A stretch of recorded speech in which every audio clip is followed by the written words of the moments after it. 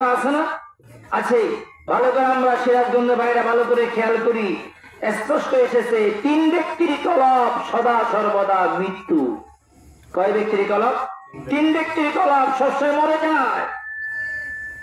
এখনো যেই কলবে আল্লাহ জিকির থাকে না, নাউজুবিল্লাহ বলেন, যে কলবের ভিতরে আল্লাহ জিকির নাই ওই কলব কি? মরা। যেখানে সকাল সন্ধ্যা যে কোনো সময় আল্লাহ জিকির নাই, চলে না, ওই কলব কি? মরা।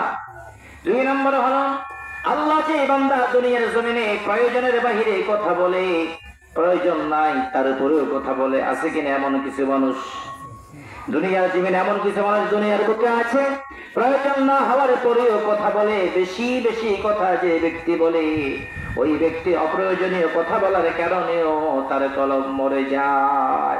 নাউজুবিল্লাহ।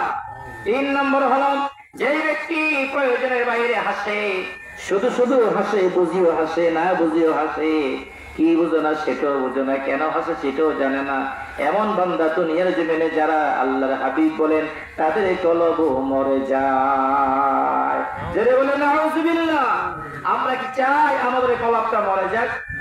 আমরা কি চাই? না। আমরা চাই সর্বদা আমাদের কলব জিন্দা থাকুক। আল্লাহু আকবার বলেন। আর এই কলবে শক্তি আসবে, কলব জিন্দা থাকবে আল্লাহ জিকির করার মধ্য দিয়ে।